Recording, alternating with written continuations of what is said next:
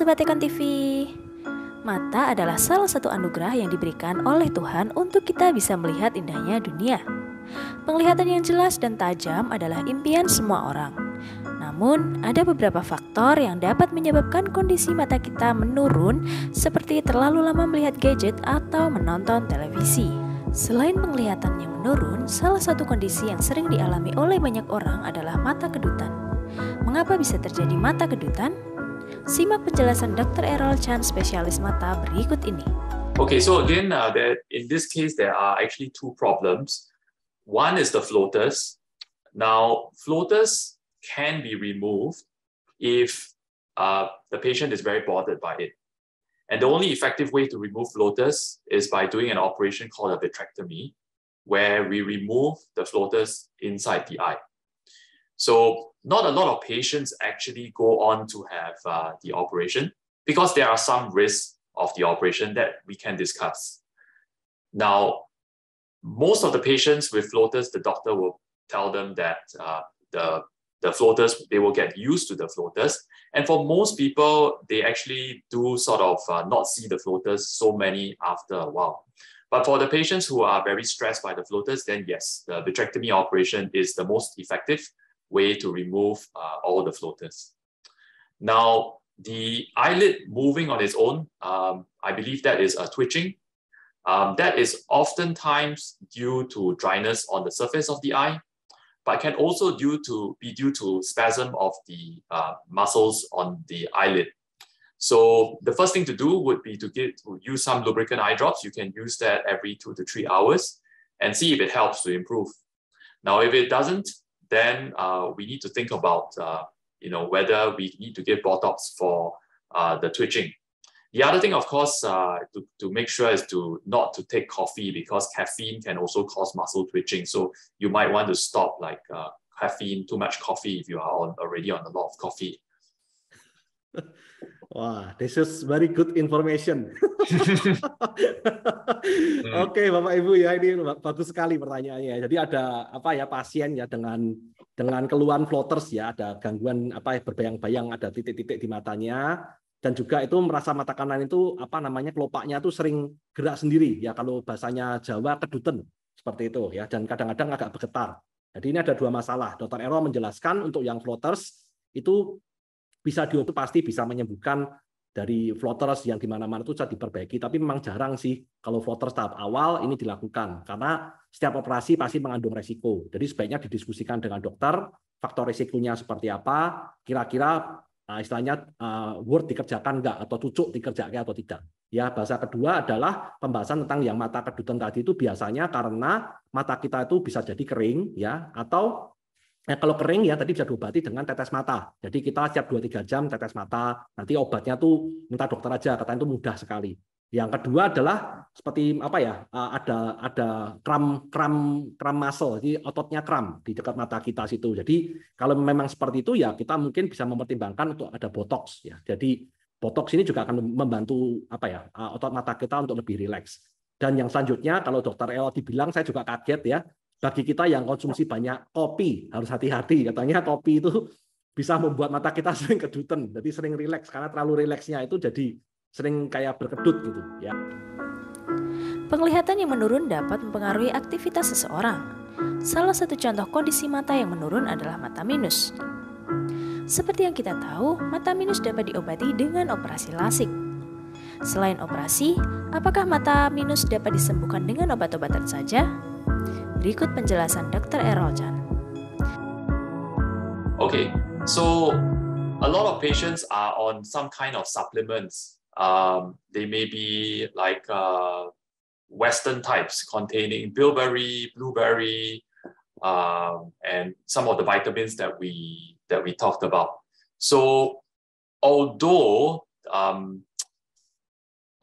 there are some very, very small medical evidence that it might actually work in the laboratory.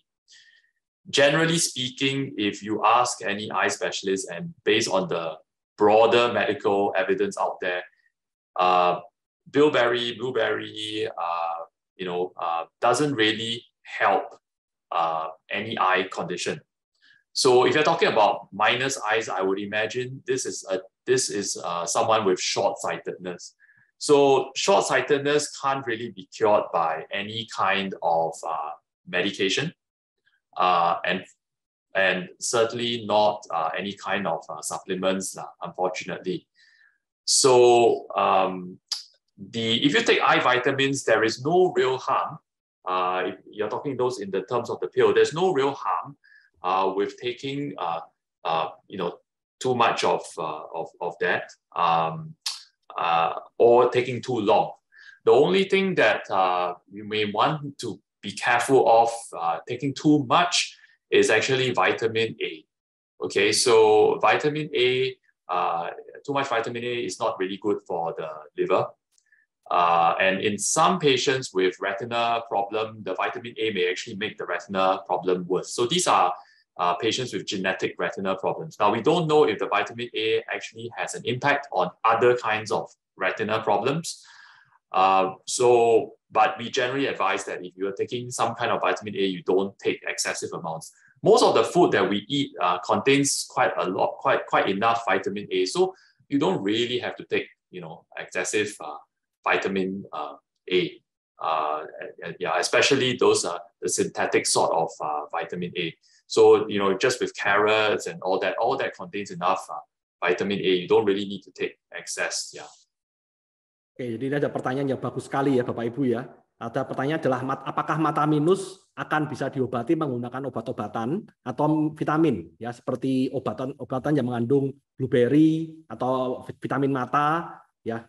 Dan kalau kita menggunakannya, apakah ada jangka waktu tertentu yang kita nggak boleh teruskan? Jadi berapa lama, berapa bulan seperti itu.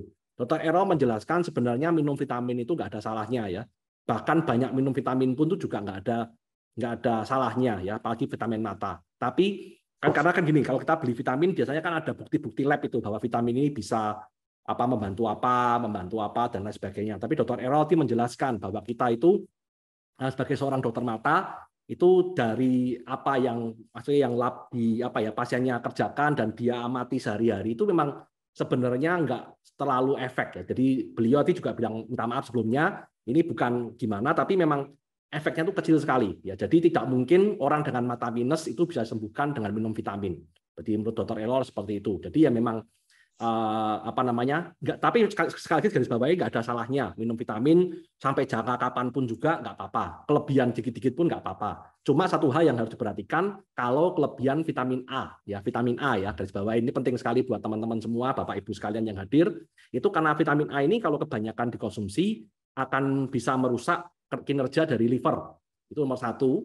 Bisa juga malah dalam kondisi tertentu bisa merusak kondisi retina kita ya, terutama untuk orang-orang yang mempunyai penyakit turunan misalnya retinanya kenapa orang tuanya dulu, saudaranya, nah itu malah bisa membantu lebih lagi merusak vitamin A.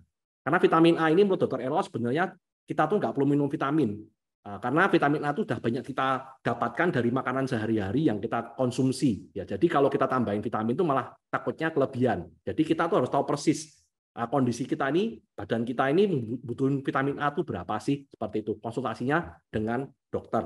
Jadi kalau minum vitamin jangka panjang, minum obat mata tuh memang nggak ada efeknya, maksudnya efek buruknya nggak ada, vitamin loh ya. Tapi yang untuk operasi LASIK, apakah ada batasan usia tertentu agar dapat melakukannya? Okay, so the age limit generally speaking is about 21.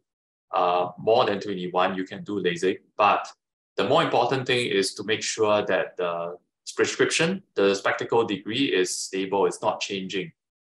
Because where the correction that is done during LASIK has to be on something that is not moving. Oke, jadi ini ada pertanyaan, apakah ada umur minimum untuk operasi LASIK? Jawab Dr. Errol ada ya, paling minimum itu ada umurnya 21 ya. Setelah 21 secara general kita bisa melakukan operasi LASIK. Glaukoma adalah penyakit yang terjadi karena adanya kerusakan saraf mata. Apa penyebab glaukoma dapat terjadi pada seseorang? So the eye pressure during the day can go up and it can go down. Now, for some patients where the pressure is high and but if they don't have any damage to the nerve, So that is not considered glaucoma. That is considered ocular hypertension. Now, not every patient with ocular hypertension will need medications. But if a patient has ocular hypertension, they are at a higher risk for glaucoma compared to someone with no ocular hypertension. So the discussion between the patient and doctor is whether or not they need to start on some kind of pressure lowering medication, eye drops, before they actually get glaucoma. So this one depends on a few other things. What's the patient's risk profile? So to answer the question, it is not, ocular hypertension is not glaucoma. Now, the other thing is what causes glaucoma. So there are many different types of glaucoma, but the most common type of glaucoma is what we call primary glaucoma. So primary glaucoma, there is no cause in the eye. It's not because of a retinal cause inside the eye. It's not because of a lens that's causing the glaucoma. It's just that the outflow of fluid inside the eye is generally not very good. Some of it is due to genetics, and some of it is also due to structure. So some people, the structure is too tight inside the eye for fluid to go out. So just like how some people are tall, some people are short, okay, some eye are smaller, okay, some outflow is smaller, narrower, more crowded. So these are the things. It's part of variation in the population. Oke, jadi ada pertanyaan ini bagus sekali ya. Apakah tekanan mata saya yang kadang-kadang tinggi dan kadang-kadang rendah itu termasuk kondisi glaukoma? Dan glaukoma itu disebabkan oleh apa, dok? Nah, Dr. Ero menjelaskan bahwa sebenarnya ketika siang hari ya kondisi tekanan mata kita tinggi itu termasuk normal ya. Tapi ya tergantung kita tingginya sampai seberapa. Tapi general secara umum adalah normal ya. Jadi ini yang kondisi yang disebut dengan ocular hypertension. Jadi ketika kondisi mata itu siang hari kita pakai setiap hari itu tekanannya akan naik dan itu termasuk normal. Jadi ocular hypertension not glaukoma, bukan glaukoma ya. Tapi orang dengan ocular hypertension ini mempunyai resiko yang lebih besar untuk kemudian harinya tuh terkena glaukoma seperti itu. Tapi saat ini belum kena.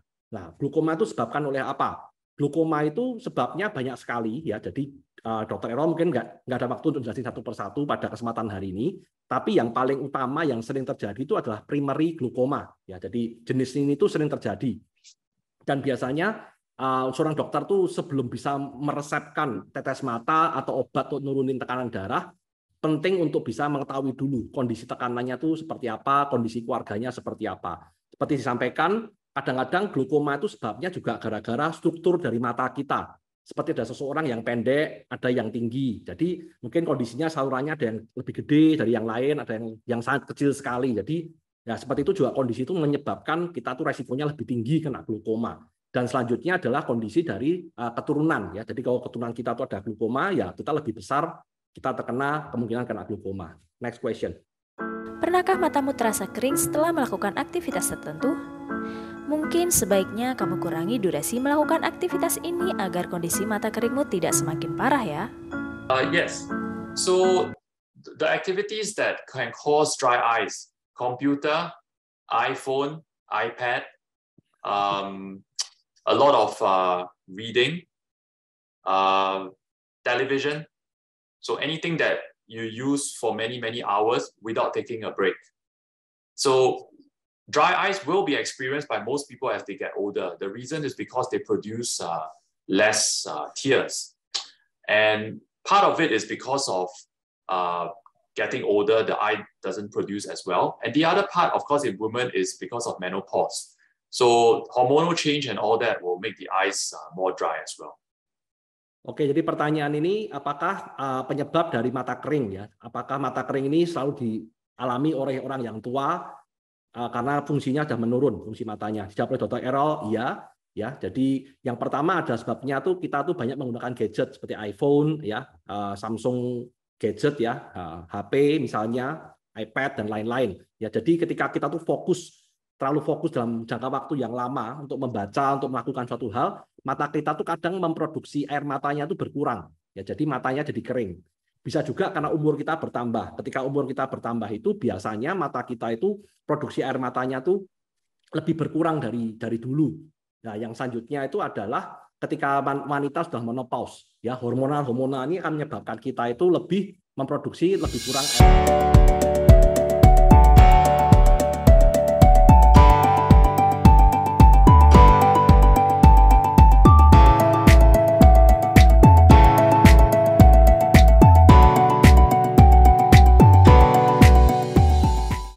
Setelah menonton video ini, jangan lupa subscribe channel Tekon TV. Share video ini jika kamu mendapatkan manfaat darinya. Terima kasih.